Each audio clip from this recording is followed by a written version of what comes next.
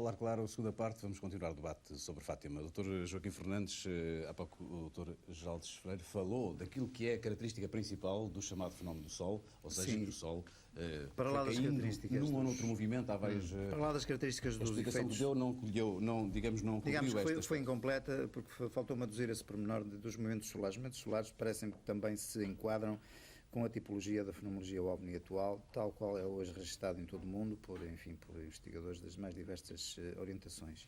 A chamada queda em folha morta, os movimentos circulares, os movimentos de descida, ascensão, são fundamentalmente esses. E também a sequência cromática das cores tal qual foram registadas em Fátima. Hoje também nos registros que temos, portanto que a ovnologia hoje tem registado, a sequência cromática parece muito, em toda a sua sequência, muito idêntica àquilo que foi registada em 1917. Digamos, as passagens do vermelho para o azul, as diversas... Mas, portanto, não tendo sido o Sol que caiu, o que é que aconteceu na sua interpretação? Portanto, dentro da nossa perspectiva, dentro de algumas propostas, nomeadamente do professor Augusto Messin, que é um professor eminente de Física, da Universidade de Lovaina, que o Sr. Freire com certeza que saberá o que significa a Universidade de Lovaina, a Universidade Católica de Lovaina, que me diz: sou católico praticante, mas não me sinto de modo algum aprisionado num qualquer dogmatismo e julgo que é nosso dever procurar sempre a verdade.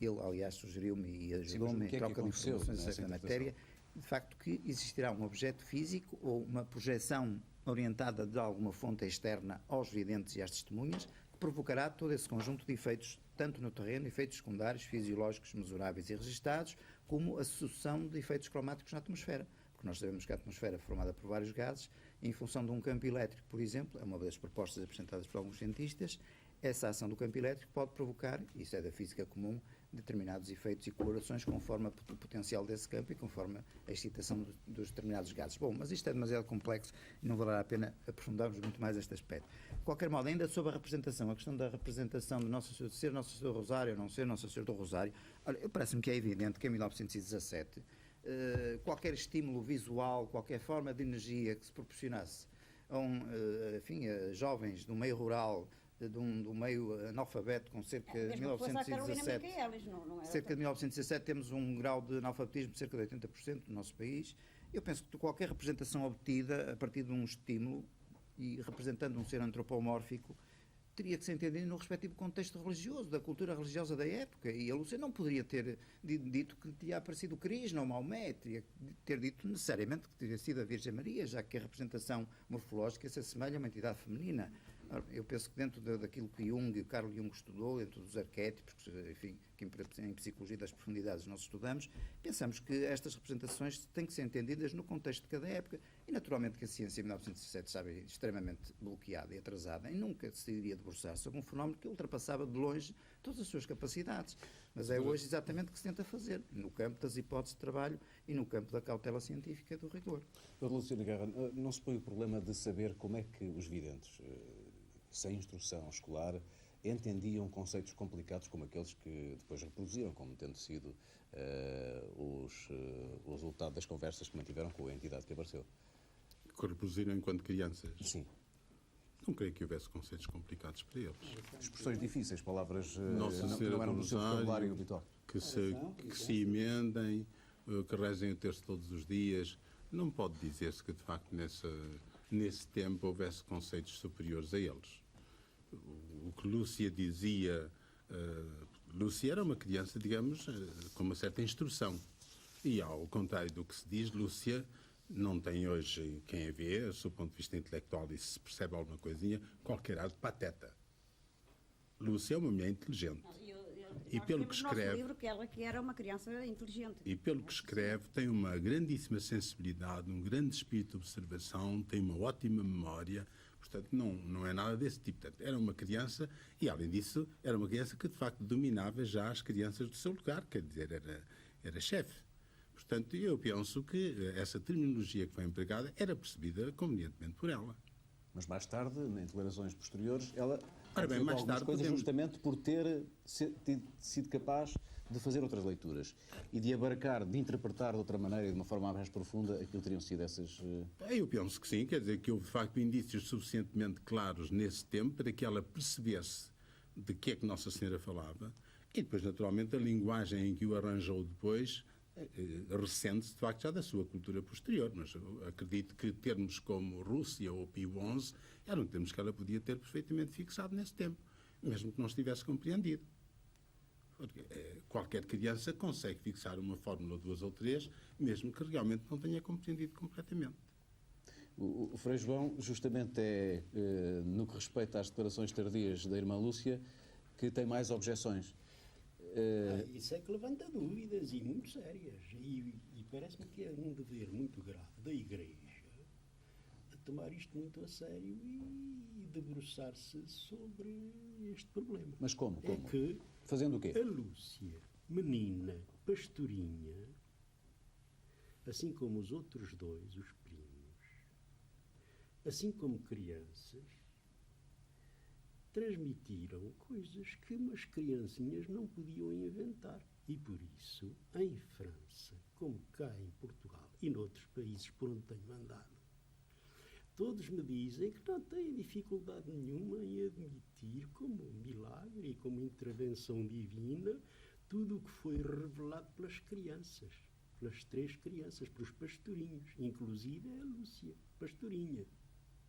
Mas, mais tarde, quando foi só a Lúcia, já adulta, a revelar coisas, aí, mais devagar, e temos que examinar. E então eles apelam para a consciência dos portugueses, sobretudo os investigadores, para que analisem, para que estudem muito a sério e submetam a uma crítica teológica e bíblica tudo o que foi revelado posteriormente pela Lúcia sozinha. Entretanto, Frei João, aparece um quarto vidente, uma criança que teria também tido algumas visões e que, tanto quanto eu sei, não foi, digamos, tem sido um pouco esquecida no que respeita aos inquéritos oficiais e religiosos sobre esta matéria. Eu julgo que este é um aspecto por exemplo, eu não queria deixar de terminar este pensamento. Eu, há 16 anos, pus por escrito as perguntas mais inquietantes, mas foi espicaçado por conselheiros estrangeiros, sobretudo em França, no Brasil e em Espanha.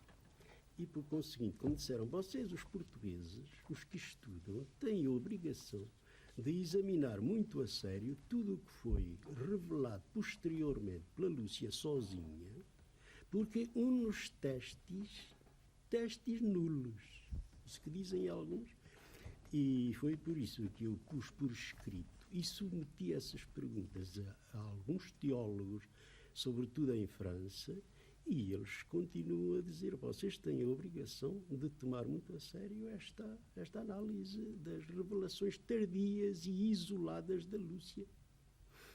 Mas, sempre insistindo, tudo o que foi revelação primitiva, através das 3 crianças, ninguém vê dificuldades em admitir, até porque 3 criancinhas daquela idade e daquele meio não podiam inventar o que disseram.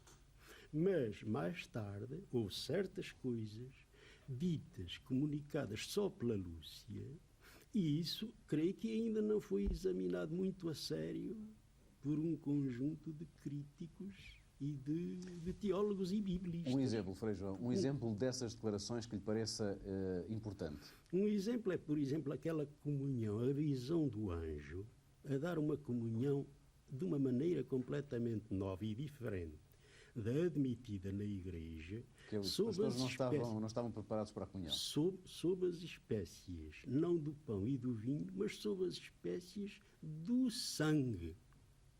Ora, eu submeti isso ao critério de um teólogo francês, mas muito autorizado, e ele disse-me logo, até aqui nós não tivemos dificuldade nenhuma em admitir Fátima e aceitar Fátima em toda a sua integridade, porque vinham através de criancinhas que não podiam inventar. Mas essa comunhão agora, dada sob as espécies do sangue, Isso é impossível, não podemos admitir e pronto, e acabaram em que não era possível.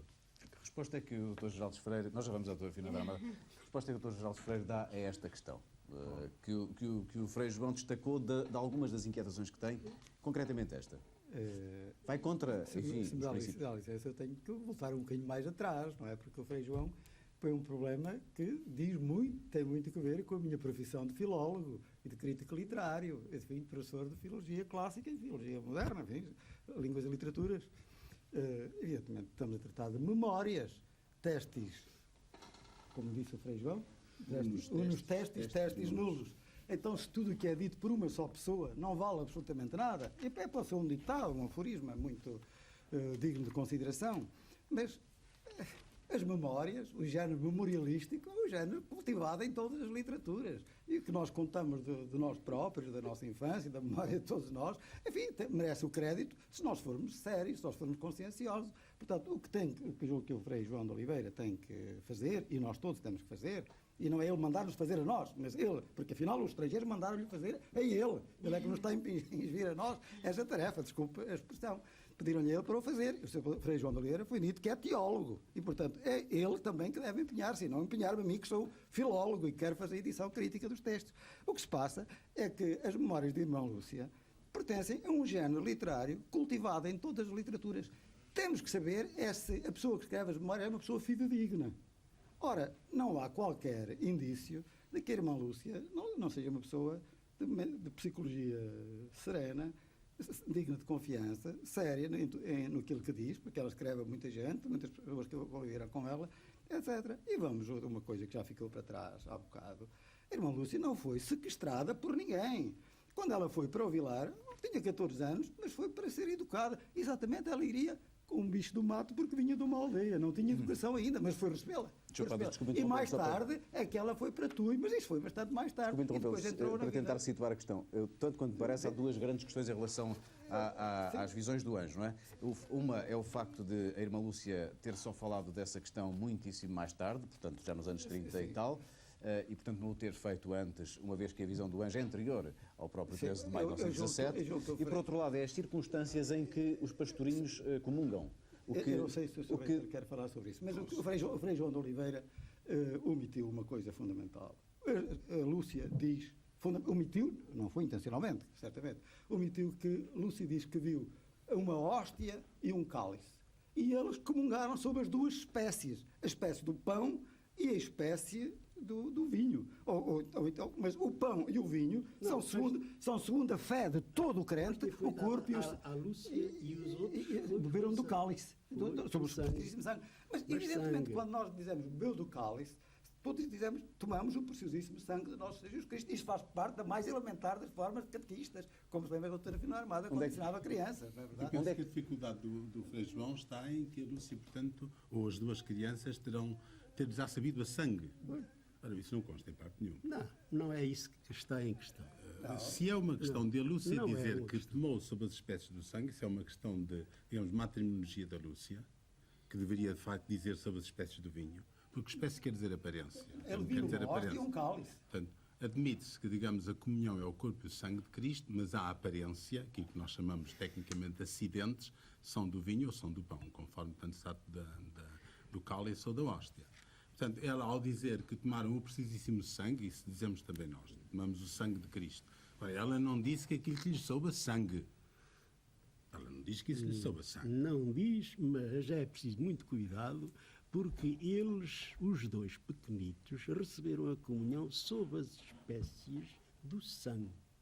E é isso que Mas quem é que lhe disse isso? Sobre as espécies de sangue? Está lá, Isso pode ser uma descrição dela, uma descrição errada. A Irmã Lúcia o que diz é que aos meus primos o anjo deu-lhes a comungar do cálice. Mas é em forma de sangue. O problema que atrapalha lá os senhores franceses e teólogos é justamente que a comunhão dada sob o aspecto e as espécies do sangue é uma coisa que choca e que é incompreensível. Mas o resto já não é comigo, é com eles. Portanto, o Frei João não se considera esclarecido sobre esta questão, de qualquer maneira. Só apresenta uma dificuldade que eles levantaram. dá-me licença, o Frei João deve pensar todos os dias que diz missa, se ele não toma as sagradas espécies sobre a espécie do pão e do cálice, isto é, o corpo e o sangue de Cristo. Bem, mas exatamente. Portanto, se ele comunga ou não comunga todos os dias que acontece. celebra, ou comunga das mãos de outros sacerdotes, sobre duas espécies, percebe isto. Ora, nós, se me dão licença, eu vou dar um bocadinho a palavra mais, e depois descontem-me no meu tempo de antena, nós consideramos esse facto como um dos factos de caráter ecuménico, de sabor ecuménico, porque a comunhão sobre as duas espécies é uma comunhão habitual na Igreja do Oriente, o que não era na Igreja do Ocidente. Hoje, num casamento, os noivos podem comungar sobre as duas espécies. Hoje, numa ordenação, numa profissão religiosa, os ordinandos ou os noivos podem comungar sobre as duas espécies. E outras ocasiões que venham a ser estipuladas, e, enfim, em várias cerimónias são servidas comunhões sobre as duas espécies. Mas, ora, isto feito em 1917, quando o rito latino proibia, não previa, diríamos assim, era qualquer coisa de ligação entre o Ocidente e o Oriente. Essa é a interpretação que nós fazemos. Nós podemos esclarecer estas dúvidas Mas não, todas. exatamente. Sim, faz favor. Se podem esclarecer estas dúvidas todas, faz favor. Não causar qualquer repugnância ao Frei João de Oliveira, permita-me dizer que nós comunguemos o corpo e o sangue de Cristo. Isto é de todos os nossos dias. lá em França. Muito bem. São os Sim, mas o senhor é teólogo. Eu não. O senhor é teólogo. O senhor Ainda bem deve que estão responder. longe, Feijão. Eu acho que o padre Faria tem toda a razão. Pelo seguinte, porque em 1917 a Lúcia nunca falou em anjo, nem em comunhão, nem em sangue, nem absolutamente nada. Em 1922, quando ela faz o primeiro depoimento, não fala absolutamente em nada. Aliás, curiosamente, ela até 1925 só fala em visões femininas. E depois de 1925 fala em visões masculinas. Foi aí que ela introduziu os anjos. Portanto, os anjos são tardios. Não há dúvida nenhuma, porque menos o Dr. Freire sabe muito bem que os anjos não constam. Em qualquer documento, mesmo jornal, como no Conselho de Mação, fala que ela viu uma senhora um ano antes. E essa senhora até provocou um controle de animais que não comeram o campo de trigo. E há, portanto, também ela fala realmente em pré-aparições, mas de senhores. O anjo, isso ela inventou mais tarde. A única coisa que pode dar valor... Diz inventou porque é uma palavra que é escolhida? Pronto, se não quiser inventou, historicamente tem que ser inventou, porque não há nenhum documento em 1917 que prove que ela viu o anjo. Não há. E o Dr. Freire sabe muito bem. A única saída para o anjo é a tese abonilógica. Não, os senhores não têm outra.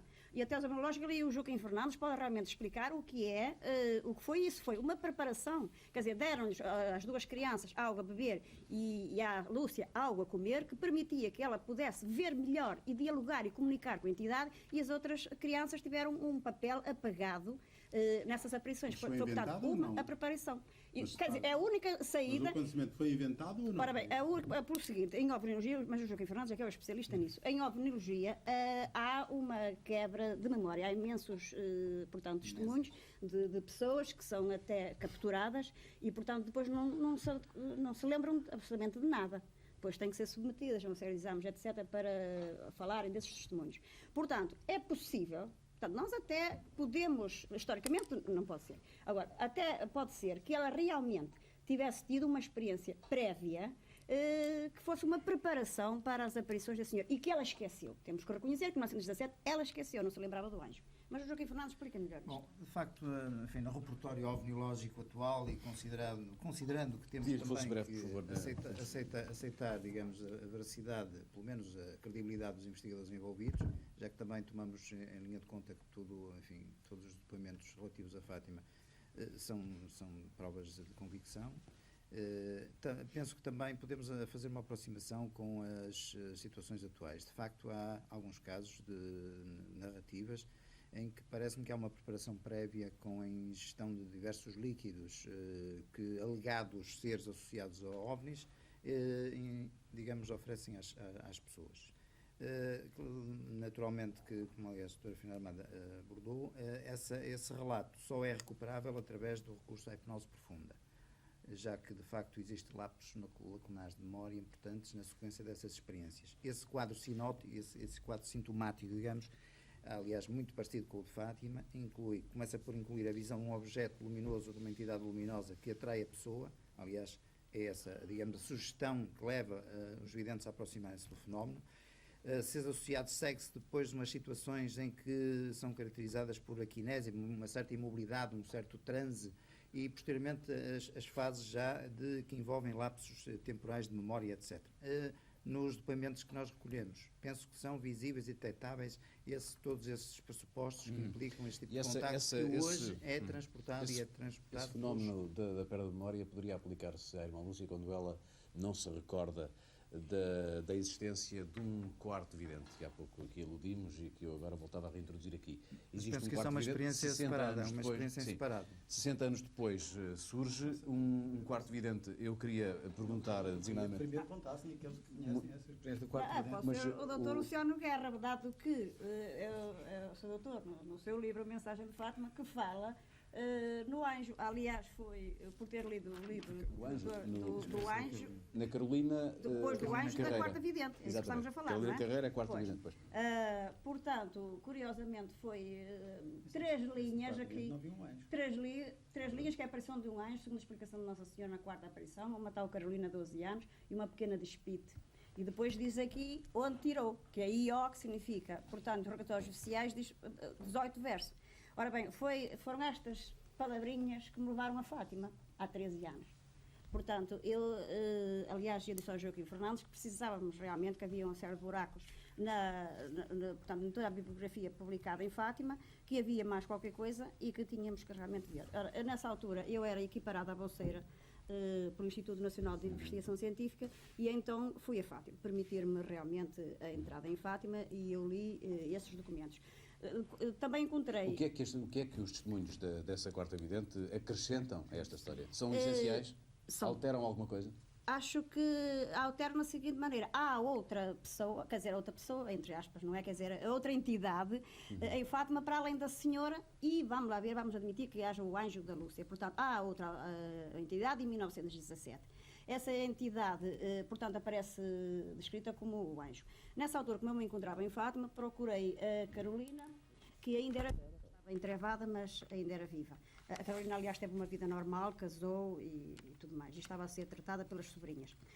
A Carolina prestou um depoimento que eu gravei numa cassete e ela diz que nunca tinha sido interrogada por ninguém, mas que realmente ela tinha visto. Ela diz que viu no dia 28 de julho, portanto, um dia que não tem nada a ver com os dias 13, que ela estava a guardar gado com outra rapariga de Espírito de nome Conceição e que estavam num alto e viram na cova, no sítio da azinheira, uma personagem pequenina. Ela diz um menino, ela até diz uma criança, que eu até insisti a perguntar-lhe se era menino ou menina e ela nem soube esclarecer o que era, disse uma criança, que devia ter entre 9 e 10 anos, tinha um vestidinho branco e que estava à volta da azinheira. Ela sentiu chamarem por ela, portanto, vem cá e reza 3 Ave Marias, repetidamente, vem cá e 3 Ave Marias. Ela fala à Conceição que está ao lado, tu não ouves nada. E a rapariga diz, não estou a ouvir nada. Elas foram-se embora, foram dar uma volta, mas viram que o gado que estava sossegado, porque elas estavam a servir um patrão e o patrão, segundo ela disse, era muito bravo, portanto tinha medo que o gado se desviasse, mas como o gado estava sossegado, elas voltaram e então continuou a ver o anjo e disse-lhe, vem cá e reza 3 Ave Marias, quer dizer, chamou-a mesmo. Ela não foi. Ela o que é verdadeiramente relevante da existência desse quarto vidente? É que é uma personagem que não tem a ver nem com Nossa Senhora, nem com o anjo católico, portanto é outra personagem que comunica à distância telepaticamente, portanto não com um discurso, não em português, digamos assim, comunica à distância. E também revela outra coisa, é que se passou mais qualquer coisa na mensagem, no diálogo da Lúcia com a senhora, do que a Lúcia escreveu mesmo tardiamente, mesmo em 1942. Porque ela chegou a casa e contou à mãe, a Maria Capelinha, que é uma personagem excepcional e extraordinária na história das aparições de Fátima. A mãe não acreditou, nem um irmão, mas ela depois disse à Lúcia para perguntar à Nossa Senhora quem é que a filha tinha visto. E, segundo a Lúcia disse e contou à Maria da Capelinha, na aparição do Valinho, no dia 19 de agosto, ela perguntou se tinha aparecido mais alguma vez e mais alguém na Cova da Iria. E a senhora esclareceu que a Carolina o que tinha visto era um anjo. Portanto, foi palavras, portanto, da entidade. Curiosamente, mais tarde, o futuro bispo do Viseu, José Pedro Silva, perguntou-lhe esse respeito. E disse, afinal, a irmã recorda-se de ter perguntado à senhora acerca do anjo e tal, da Carolina, e ela respondeu, não me lembro de nada. Isso foi por volta de 1946, 1947, corrija-me se estou enganada. Portanto, já tinha passado, a Lúcia esqueceu também isso. Pois, foi por aí que eu comecei. Dr. Geraldes Freire, como é que explica que as autoridades religiosas tenham esquecido a existência desta quarta vidente e nunca a tenham ouvido porque o seu depoimento poderia ser importante. Eu, Quer dizer, qual é a sua interpretação? Não estou a pedir a responsabilidade. eu começo por dizer, com a franqueza que me tenho que expor neste momento, que eu tomei conta da documentação em setembro passado, que estamos a estudar os documentos de 1917, o que já são mais de uma centena, e que, portanto, já vimos tudo o que é referente às aparições, interrogatórios de 1917, e que não há a mínima referência, não há a mínima Então referência. não é o que diz ali o Dr. Luciano Guerra aqui Perdão, no livro. eu não Está estou, aqui, eu não 18 estou, eu versos não nos estou a interrogatórios dizer que oficiais a 1923. testemunha não aparecesse, etc. E que isso não faz parte da mensagem de Fátima, que isso não se encontra nos relatórios do pároco, que isso não se encontra nos relatórios do Dr. Formigão, que isso não se encontra no relatório do Dr. Lacerda, e que a irmã Lúcia também se lembrava disso em 46. Nos arquivos de Doutor Formigão Luciano encontrei Guerra, convinha um esclarecimento uma vez que o doutor confirma a existência desta quarta É vez. sabido que nestas ocasiões de peregrinações, ao lado das verdadeiras, que portanto são admitidas por alguns, há sempre uma chusma-rusma de falsas. Ou seja, este que viu aquilo, aquele que leu aquilo outro também viu Nossa Senhora. Esta seria falsa, outra portanto. viu o Sol. Possivelmente foi assim que a autoridade a tomou, quer dizer, foi uma coisa lateral. Porquê é que o Dr. Luciano Guerra a citou no seu opúsculo? Uma vez que... Eu já nem me lembro disso, escrevi há tanto tempo. Aliás, já nem sei onde é que para o exemplar disso. Portanto, vinha lá, não sei não sei neste momento porque é que a citei, mas acho que se pode citar, admitindo que de facto foi um fenómeno, digamos, coexistente. Agora, que a autoridade que investigou os acontecimentos achou que não devia tomar em conta. Não, não é. Pode ter pensado. Desculpa, está escrito nos interrogatórios oficiais de 1923 que é um documento dentro da Igreja. É um documento oficial. Os interrogatórios oficiais de 1923 não é um documento de parte. Mas no documento oficial podem estar depoimentos que não são aceitos, que depois se acha que de facto Muito bem, se me permitem, entrávamos num último capítulo, de resto temos muito pouco tempo, mas eu não queria deixar de falar desta questão, que é a questão do segredo de Fátima, da mensagem, e designadamente a terceira parte do segredo. Porquê é que a terceira parte não foi revelada se a entidade que apareceu manifestou o desejo que realmente o segredo fosse revelado a partir de uma determinada data? E ela já passou. Dr. Luciano ela Guerra, não porquê- manifestou desejo. Ela disse que poderia ser revelado a partir de 1960. Exatamente. Mas porquê é que então não foi? Aconteceu, enfim, o acontecimento foi muito simples. Nessa ocasião, o Bispo de Leiria teve que mandar para Roma todos os documentos da irmã Lúcia para obter a tal missa de Nossa Senhora de Fátima. Quando o Bispo chegou ao segredo que estava fechado e selado, interrogou-se: não posso fotocopiar isto, o que é que eu devo fazer? E perguntou para Roma, e Roma disse: mande-nos para cá o envelope. Porque o envelope era para ser aberto, é para ser entregue ao cardeal Cerejeira, quando o Bispo de Leiria morresse, na ocasião em si. Mas neste momento o envelope está com o Papa. Está com o Papa. E porquê é que o Papa não revela se a vontade Isso eu não sei. da entidade era que Isso fosse eu não revelado? sei. Ele entende que de facto não pode revelar, pois houve aqui há 2 anos o cardeal Ratzinger declarou que aquilo que não é revelado porque se prestaria, se não me engano, a especulações jornalísticas. O Dr. Luciano Guerra conhece o segredo? Não. De maneira nenhuma. Eu julgo. Mas o doutor é o reitor do santuário. Se há entidade que devia conhecer, talvez, que seria Para o quem eu doutor. não preciso conhecer o segredo, quer dizer, os segredos divinos, no essencial, para mim já foram dados, não é? Quer dizer, tenho Portanto, não minha tem teologia, curiosidade em mesmo relação de a facto esta não terceira existisse. parte. Não tem curiosidade em relação a esta Não. terceira parte. Não, até, no fundo vou fazendo as minhas conjecturas também, não é verdade? E, portanto, nesse ponto de vista, gostava de saber, gostava que fosse publicado. Mas o no meu mínimo tempo. que podemos pensar é que se o segredo fosse bom, tinha sido revelado. Não tendo sido, permite-se pensar que é mau. Sr. Dr. Geraldo Freire. Eu julgo que se deve dizer que o segredo de Fátima consta de 3 partes. É isto que diz a irmã Exatamente. Lúcia. Exatamente. A primeira... Tardiamente. Em 1917 constava de algumas palavrinhas. Isso mesmo. Não se sabe. Ai, meu, ela escreveu em 1922, 5 anos depois, ao Faça-me favor, Sr. faça-me Luciano favor Guerra. de dizer. Está aqui pela letra dela. Está aqui, O que é que é a diz? letra dela. O que é que diz aí? Há algumas palavrinhas. Tem aqui no segredo algumas palavrinhas. E o que foi publicado, acha que de facto mesmo não são algumas palavrinhas? Não, são 3 partes. É a guerra, é o Imaculado do Coração, é um discurso muito grande. Quer dizer, cada parte é uma palavrinha, não é? Não, nem precisamos chegar aí. Muito de bem, maneira vamos só nenhuma. para recapitular. Eu Portanto, queria exatamente aproveitar. às Algumas tre- coisas ficaram, talvez... Faz favor, mas eu agradecia que me respondesse a esta questão. Faz sentido dizer que se o segredo fosse bom, teria sido revelado, é natural que fosse, e não tendo sido, pode-se pensar que anuncia coisas terríveis. A primeira coisa que temos a dizer é corrigir aquilo que o Sr. Furtado disse. É o seguinte: Lúcia nunca escreveu que o segredo devia ser revelado depois de 1960. Disse que ele pode ser revelado se ela morrer ou depois de 1960. Duas condições. Mas não era do interesse da humanidade que ele fosse revelado, Agora, sendo se ele pergunta, anunciasse coisas o boas? segredo, e eu tive a sorte de ser a primeira pessoa, creio eu, a quem o Monsenhor Capo Vila disse, que foi aberto, julgo que foi a primeira pessoa que o abriu, em 1959, em agosto de 1959. Houve umas 8 ou 9 pessoas, segundo o Monsenhor Capo Vila, que então tomaram conhecimento dele. Isto é, da terceira parte, do segredo integralmente, porque a primeira e a segunda parte já tinham sido reveladas. Uma coisa sobre esse segredo enquanto não é tornada pública, não é? A terceira parte foi lida por João XXIII, ele chegou a 1960, não o revelou, entendeu que não devia revelá-lo, Paulo VI tornou a ler, João Paulo II certamente também leu, entendendo que não deve revelá-lo, não me compete a mim, julgo que não compete, e o Monsenhor disse muito bem, o Sr. Reitor. Bem, a gente até gostaria de saber, mas se o Papa... O doutor, aliás, já até fez uma especulação, mas digamos... se o Papa no entende sentido de... por bem não o revelar, é porque, no seu critério, chamemos de alto critério, ou soberano critério, acha melhor não revelar. Todavia, não há dúvida que existem conjecturas. A minha intervenção vem apenas no plano das conjecturas. O senhor admite que a terceira parte do segredo fala de Portugal, não é? Deve usar-se apenas a expressão a terceira parte do segredo, porque a primeira parte foi, efetivamente, gostem ou não gostem, a revelação do inferno. A segunda parte foi a predição sobre a Segunda Guerra Mundial, e em que está incluída essa parte, a consagração da Rússia ao Imaculado Coração de Maria, por fim o Imaculado Coração triunfará, e será dado ao mundo algum tempo de paz.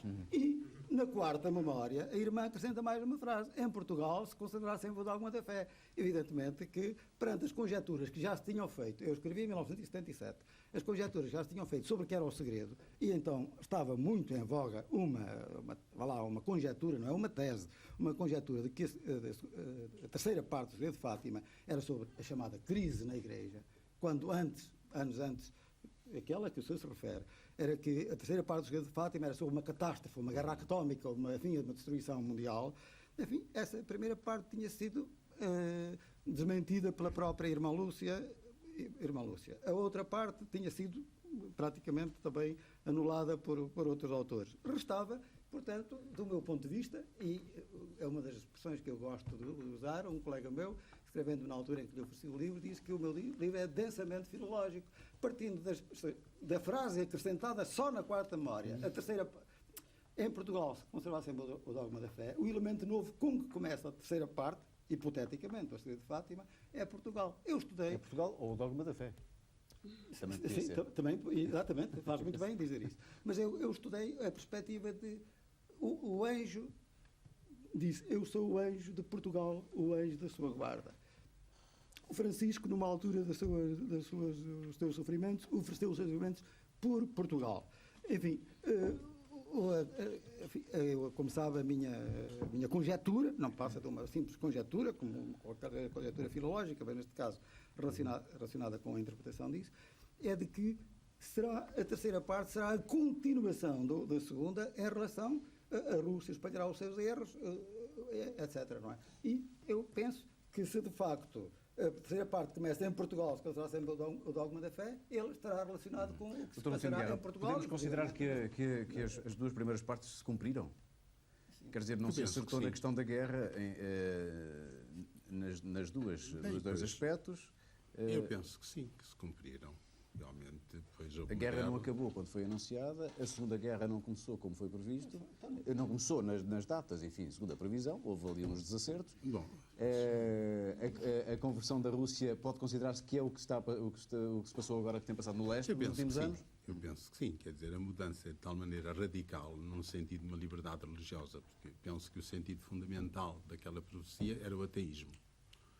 E, portanto, nesse sentido, pode dizer-se que, de facto, a Rússia se converteu.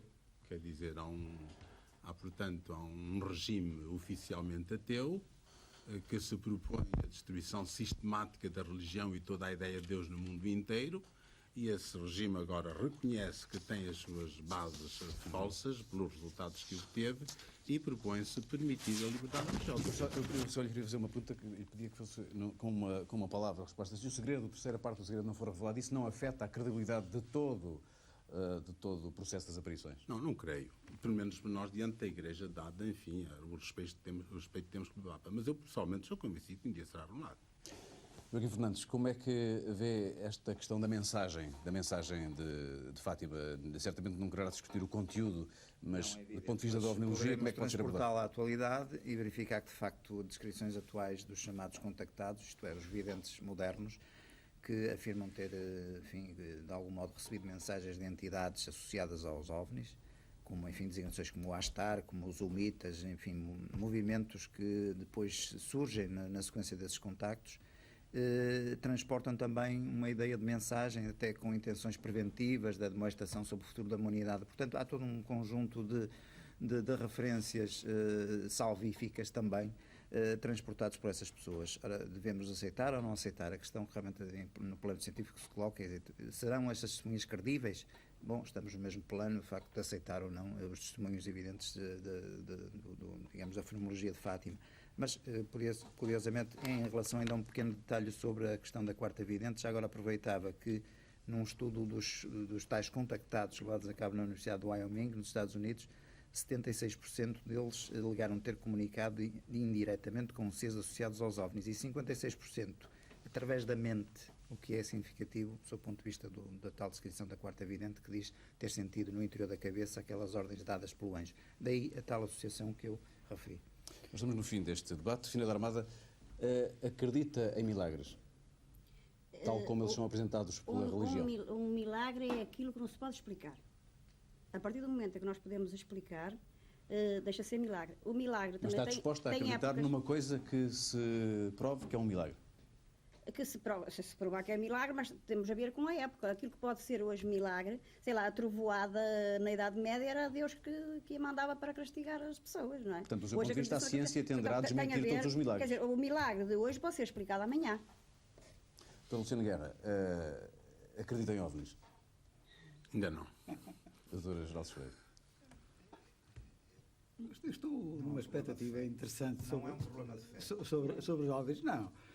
Até me parece que a explicação que os ovniologistas dão sobre muitas das coisas que abordámos aqui sobre Fátima não contradizem nada. A mensagem em si, o valor sobrenatural da mensagem, se tiver uma explicação... Mas, portanto, parte do princípio que a vinda de um extraterrestre será também uma manifestação divina, então? Não, eu não estou a partir desse princípio. Eu estou, por exemplo, a explicar a explicação que ele deu sobre o chamado milagre do Sol. Mas como é que as coisas acontecem exatamente àquela hora? Hein? À mesma hora? Como é que as pétalas caem precisamente na hora em que Nossa Senhora está a aparecer? Etc. Evidentemente, essas coisas é que me levam a pensar que uma explicação ovnilógica não impede que nós pensemos que Deus quer revelar às criaturas, aos videntes, e através deles a nós, através de meios, chamemos naturais, não é? Normais. Frei João Faria, considera que depois deste debate foram respondidas algumas das suas perguntas? Não. Ficou na mesma? Ficou tudo na mesma. Ficou tudo na mesma? Tudo na mesma. Não se sentiu em nada esclarecido? Não. E o livro fica à espera. É claro que é um descargo de consciência, porque reconheço que é uma necessidade e uma obrigação de nós, cristãos portugueses, procurarmos refletir sobre pontos muitíssimo sérios e que não foram aqui abordados porque é impossível. Mas o livro, com aquelas perguntas todas, feitas há 16 anos, ainda não tem resposta. Pelo menos resposta exaustiva e satisfatória. E são perguntas muito sérias. Perguntas e as respostas possíveis até agora, e tanto quanto é possível também num debate com este tempo, sobre Fátima, as aparições, as visões, os mistérios daquilo que teria acontecido em 1917, na Cova de Iria. Um debate que se completa com a opinião do jornalista, esta noite convidado para estar aqui neste estúdio.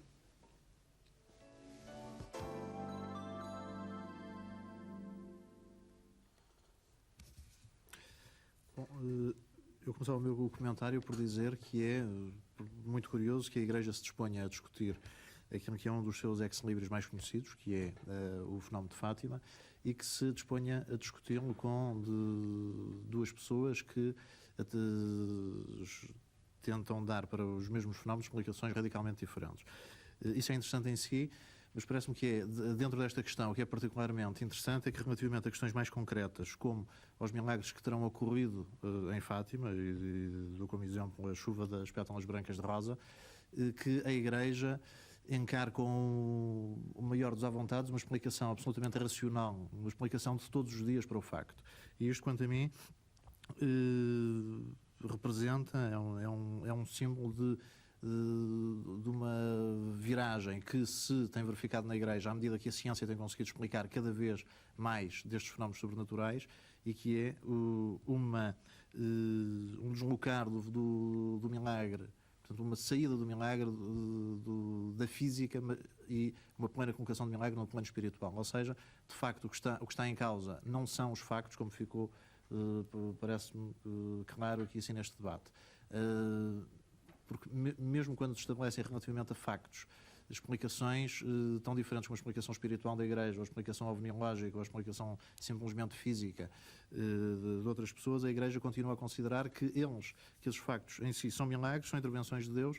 Aliás, recorro a várias citações dos intervenientes, que o Dr. Luciano Guerra classifica Fátima como uma intervenção de Deus na história do homem, sem mais. O Dr. Geraldo Freire diz que os pastorinhos tiveram a sensação ou a fantasia de que viram Nossa Senhora, e acrescenta ainda que a Igreja se pronuncia pela autenticidade das visões dos pastorinhos. A ambiguidade desta noção, a autenticidade das visões, o que é uma visão autêntica, ou o que é um sonho autêntico, dá-nos uma ideia do tipo de validação que a Igreja faz destes fenómenos. Ou seja, e desloca completamente do plano factual para um plano espiritual, que é, portanto, insondável, portanto, coloca estes fenómenos no foro íntimo, no foro da consciência, que é insondável em si. No entanto, seja Fátima, digamos que os fenómenos de Fátima poderão, portanto, ter uma explicação natural ou uma explicação sobrenatural. Há uma questão que, no entanto, foi aqui assim abordada um pouco por todos os participantes e que é importante. É possível que alguns destes fenómenos tenham sido objetos de uma manipulação ou de uma falsificação, ainda que houve pelo menos dúvidas manifestadas quanto a isso, como manipulação de depoimentos ainda que as manifestações de Deus, para alguém que tem uma perspectiva religiosa do mundo, as manifestações de Deus